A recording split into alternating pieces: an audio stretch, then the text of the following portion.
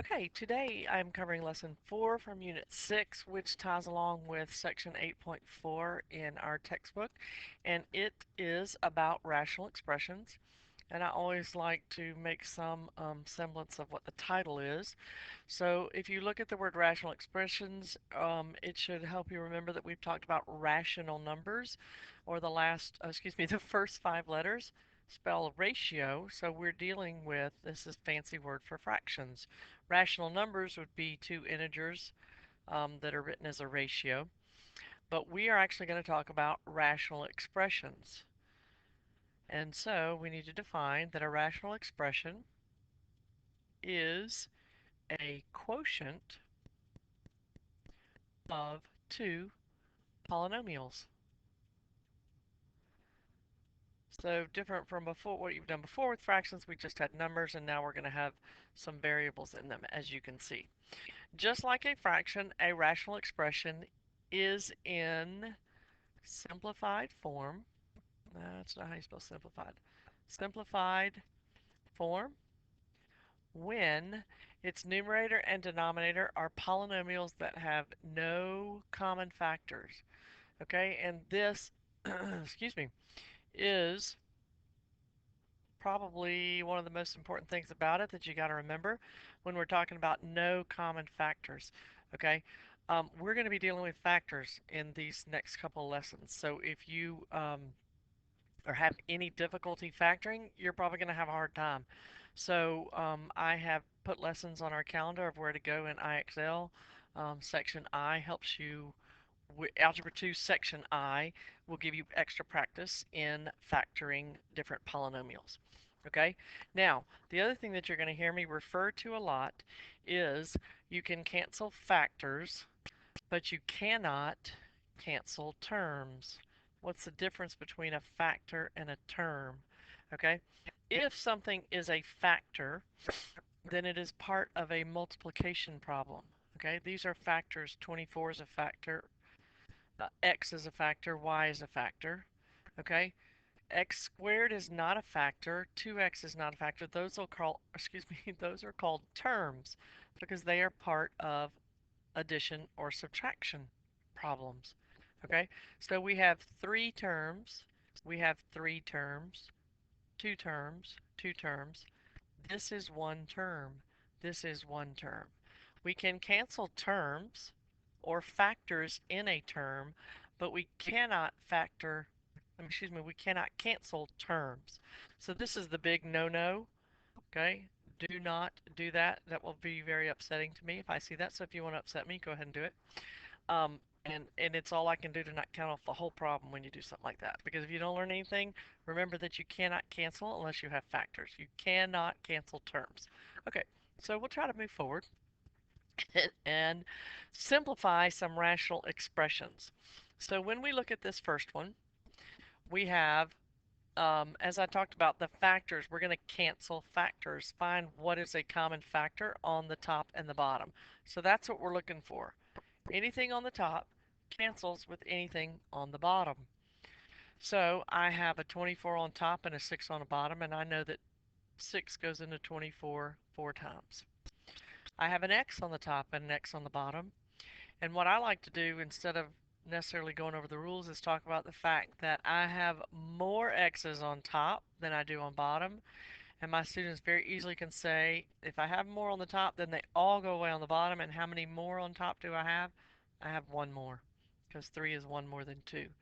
And if I look at my y's, I have more on the bottom, so they all go away on top, and I have one more. So it's sometimes hard to see, but the hardest part about this, like I said, is figuring out what's left. So I have an x to the first, I have a 4. I have a negative right here, and I have a y to the first. So my answer is going to be 4 over, no, excuse me, 4x to the first over y to the first. Now, we have a negative there. And I'm going to take a minute to talk about this because I did talk about it in the classes. So if anybody's absent, I want to make sure they understand this. But when you have a negative with a fraction, okay, I'm going to write it here, but I'm going to erase it. So write it somewhere on the side of your paper or just watch. But if you have a fraction such as negative 4 fifths, is that the same as negative 4 over 5? or 4 over negative 5, or negative 4 over negative 5. Some of these are the same and some are not. So pause for a second, think about it, or keep listening. But if this is my original problem, or however, it doesn't really matter. The whole point is, notice there's only one negative sign here, and one negative sign here, and one here, but there are two negative signs here. So clearly this is the one that's not like all the rest of them. Okay? And so what I want to point out is if you have a negative in front, you can either put the negative with the numerator or the denominator, but you cannot put it with both. Okay? So you will see more of that as we go through, but we'll continue. All right, so we're going to box that one. I know I'm not finished, but I'm going to come back to it, but I just want to keep going with this part. Okay, so this next problem, x squared plus 2x minus 8, we've talked about that we cannot cancel these because they are terms, they are not factors, so that should prompt me to factor. So I'm going to factor the top and factor the bottom.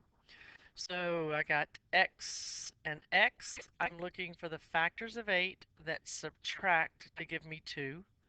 So that's 4 and 2. I need a positive 2x, so I want a positive 4 and a minus 2.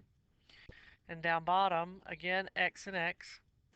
And I'm looking for the factors of 6 that add to give me 5. So that would be 3 and 2.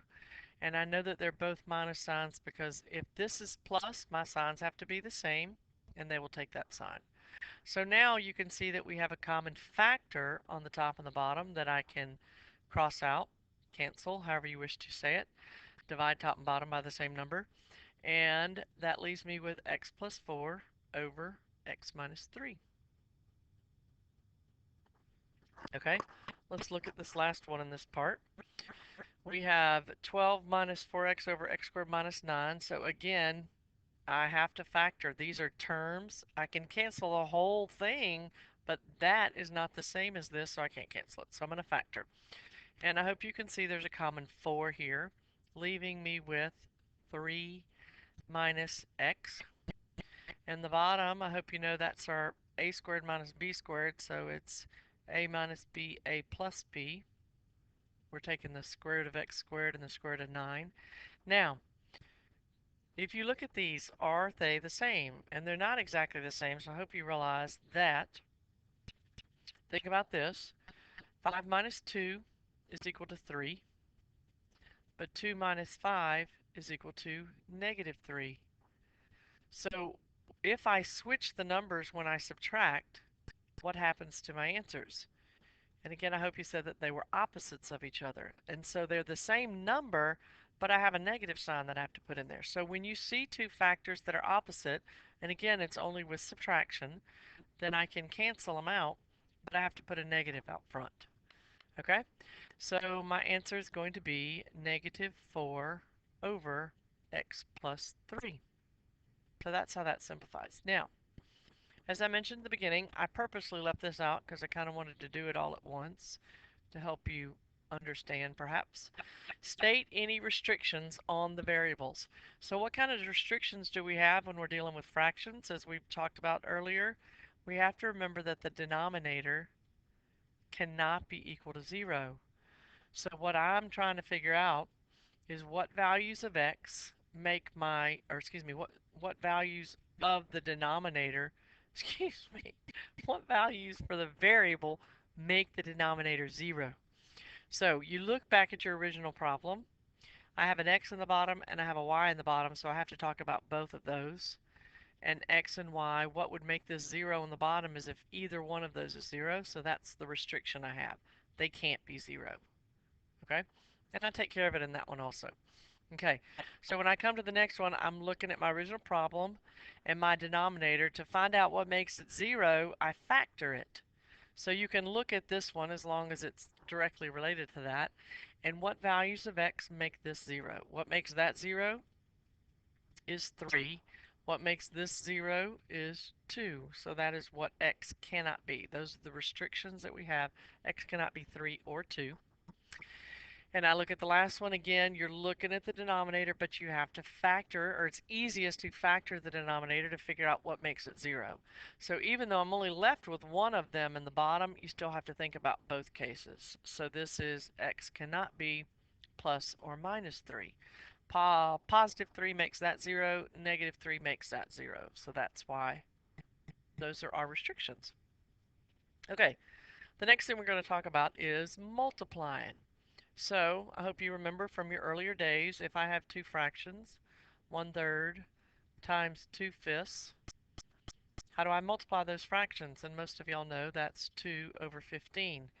So when we multiply fractions, we just multiply straight across. Okay? There's another process that you've had in your life called cross multiplication. You cannot do that unless you have an equal sign. We are dealing with expressions in this lesson. There are no equal signs, so you will not do any cross multiplication. Okay, now, other problems, if you remember if I'd given you another one, we can simplify. Sometimes it's easier to multiply if I can cancel factors. So I don't want to multiply a binomial times a trinomial.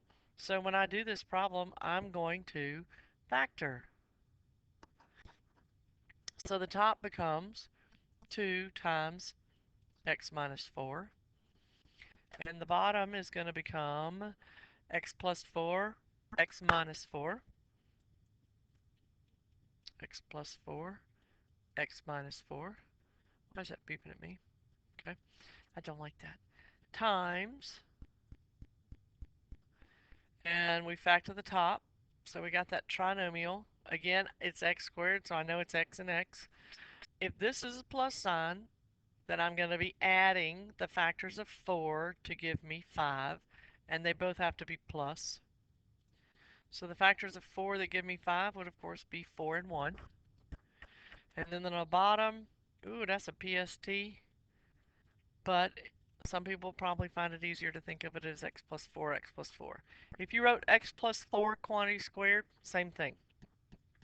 So now I am looking for any factor that I have on the top and the bottom. And what I want to point out, okay, it can be on the top of this one, top and bottom of the same one, or it can be the top and bottom of ones diagonally. It doesn't matter because everything on here is on top and everything here is on bottom. So my simplified answer will be 2 over x plus 1. And then if I'm left with two of these on the bottom, it would be better to write it quantity squared. And we will box that. And you don't need to multiply it out at this stage, okay? If there's a possibility of simplifying anything, then yes, you do. But and you really don't ever have to multiply out the denominator for me at this point. Okay, so what restrictions do we have? What can x not be? So this is my original problem, and what values of x make that bottom 0 would be plus or minus 4. So those are the restrictions we have. All right, the notes are at the little rule that you need to remember is on the bottom of this page. The example's on the next page. So to divide fractions, what do you remember about that? I'm sure that you all said that you are supposed to multiply by the reciprocal. That would be the mathematical way of talking about it. But some people prefer to remember KCF, which is not Kentucky Fried Chicken. It is keep, change, flip, which is just a real simple way of saying exactly what that says. So let's go do an example so you can see what that looks like. Okay, so we have a quotient. What is the quotient? So I am going to keep this one the same. I'm going to change my operation from division to multiplication, and then I'm going to flip that one. So this is what it looks like. So I have, ooh, we just factored this. This is x plus 4, x plus 1. And on the bottom, I'm looking for the factors of 12 that subtract to give me 1. And I hope you know that's 4 and 3, so I'm going to put a 4, and excuse me, I'm going to put a 3, and it will be plus 4 minus 3. Okay, so that's the keep. I kept that the same, I just factored it. Change my operation from division to multiplication, and then I'm going to flip the second one. So what's on top now goes on bottom to be factored. X squared minus 1. You're all good at knowing that's x plus 1, x minus 1. And now my bottom becomes my top, and we have a common factor of 2x, and what's left is x minus 3. So now I'm looking for anything on the top that cancels with anything on the bottom. So I have an x plus 4, I have an x plus 1 here and an x plus 1, and then I have an x minus 3 and an x minus 3. So what I'm left with is simply 2x over x minus 1. So that is my simplified answer. Now we have to talk about restrictions on our variable. So this was the bottom, okay? So you got to know that x cannot be, what makes that 0? Negative 4. What makes that 0 is 3. What makes this 0 is plus or minus 1. Now, you have to also think about the top of this because that started off as the bottom in the original problem. So we've already taken care of the 3, but we didn't take care of the 2x. And a lot of people get confused on that one. You take the factor, whatever it is, set it equal to 0, any of these. You set it equal to 0 and then solve for x. Well, 0 divided by 2 is 0, so we're done. So it would be 0, and that would be the restrictions on your variable. Okay, so this is the end of the lesson per se.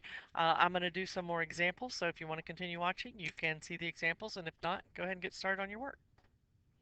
I'll be right back. I got to pause for a second. Okay, look at this first example that we have. Simplify each rational expression. It's a little bit different than what we've looked at previously, and again, I'm just doing, if you can tell, doing some even problems from your homework, so I'm trying to just give you more examples to look at. But this is different than what we've seen before because there's only one term in the bottom. So I want to kind of refer you back to what we did on a previous lesson. But whenever you have just one term, you can always, and I don't know if you think this is easy or not, so I kind of want to show you both ways, but you can always take it and take each part of the numerator and write it over the denominator. That's just breaking up the fraction, okay? Instead of bringing it back together. If you were adding two things together and they had the same denominator, you would combine the top and leave the denominator. So you're just breaking it up, and then you break up each individual part, or reduce each individual part. 6 over 3 becomes 2. C squared over C is C. And then, of course, 9 over 3 is 3, and those two C's cancel. So that left you with 2C plus 3. If you prefer not to do it, what we have been doing, or what you can also do, is just find the common factor. So what's the common factor between these two terms? Is, of course, 3C, and that leaves you with 2C plus 3 over 3C. And of course, you can see the 3C's cancel. Again, giving you the answer of 2C plus 3. So whichever way your brain sees it, whichever way is easiest for you to remember how to do it correctly, I'm good with it. State any restrictions on our variable. The only variable we had in the bottom was a C, and that's in there by itself, so it can't be 0. All right, look at number 12. Again, okay, these are not factors, so I cannot cancel them, and I have to factor this. So I'm going to go factor it right underneath here, and that's going to give me, we just factored that, x plus 4, x plus 4. And on the bottom, I have x and x. And so that is, I'm looking for the factors of 24 that subtract to give me 2. And that, of course, is 6 and 4. 6 minus 4, I need a negative 2, so I need a negative 6. So it's going to be like that. And, of course, these two cancel, leaving me with x plus 4 over x minus 6. And we have to state our restrictions, so what can x not be? What makes that 0 is 6, and what makes that 0 is, of course, negative 4. So those are our restrictions, what x cannot be. Okay, look at 14. On 14, I have some people that try to factor this, y'all. Factor it like this kind of thing. But this doesn't factor like that. There are no pluses in here. There's no plus or minus, so you're just looking at the numbers and looking at the variables. That being said, 4 goes into 12 three times. I have two x's on top and I have 4 on bottom, which means I have two extra ones on bottom. I still have this x right here. 5 and 7 don't cancel, but I have a y on the top and a y on the bottom, so the y's are gone, leaving me with the only thing on top I have is a 7, and on bottom I have a 5 and a 3, which give me 15 because it's all multiplication, and then I have x squared. So there we go. Now, you all know that x can't be 0 because it's in our answer, but you also have to remember this y that was in the original problem, so neither one of those can be 0.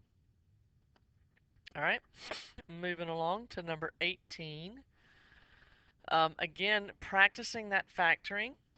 I got a phone call. Hold on one second, please. Okay, number 18. Multiplying. Again, we have addition and subtraction in the numerators and the denominator, so I'm going to have to factor. So this first one, x squared minus 4, becomes x plus 2, x minus 2. The bottom becomes x plus 1, x minus 1. Okay? Does it matter the order that I write these in? I hope you said no. It's multiplication, and the order that we multiply the numbers does not matter. Okay, x plus 1, there's nothing to do with that. So it's just x plus 1. But if it helps you, put parentheses around it. That lets you know that it itself is a factor. And on the bottom, I have a common factor of x, leaving me with x plus 2. And I've had some people have trouble with this.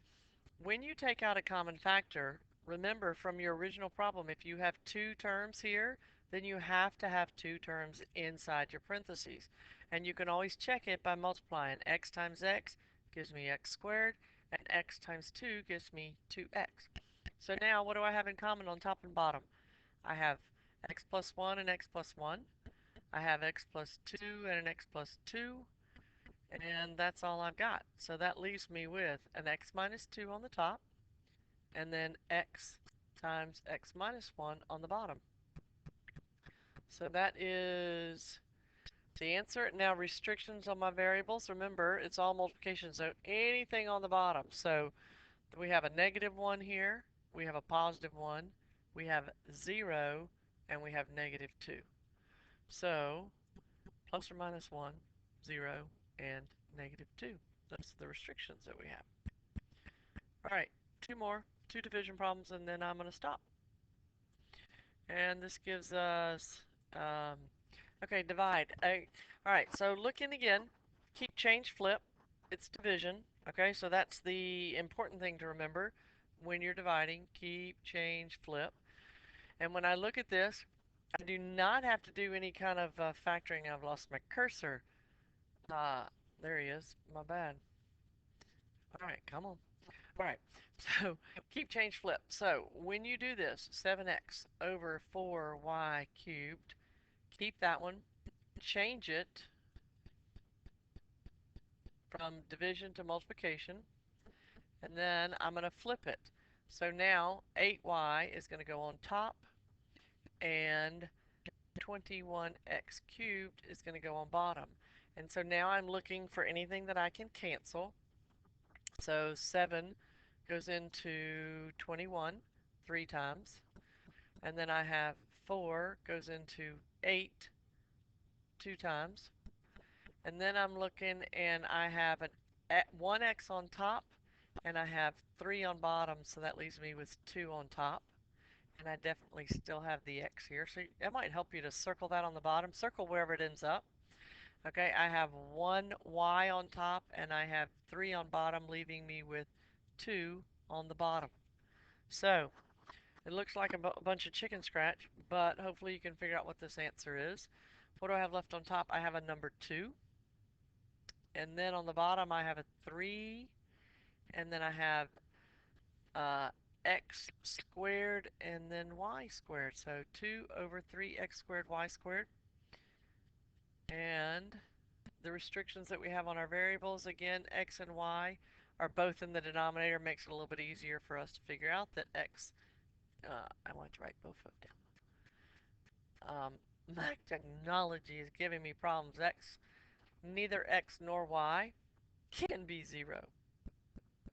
Hope y'all are laughing because I'm not having fun. Um, my technology. All right, last problem, then I'm going to be done. So, what do I have on the top? I keep. Okay, we're doing division, so x squared. The bottom becomes x plus 1, x plus 1. See, this is the problem. Ah! X plus 1. And then I change my division to multiplication. And then I'm going to flip it. And what's on the bottom is x squared minus 1. So that's going to be x minus 1, x plus 1. And on the bottom, I have 3x. So I notice I have an x plus 1 on the top and an x plus 1 on the bottom. And then I have two x's. I have x squared on the top and I have x on the bottom. So this one goes away and this one becomes just 1. And I don't have any numbers. So that leaves me with x times x minus 1 over x. Nope, not an x. Go away. 3 and x plus 1.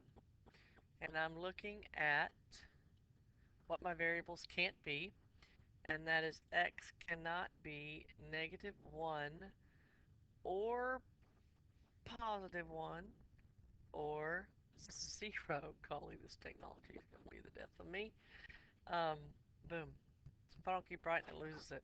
So, where do we get plus or minus 1? I got negative 1 right here, and I got 0 right there, and I got the positive 1 right here. Because remember, this was originally flipped, so it's in the denominator.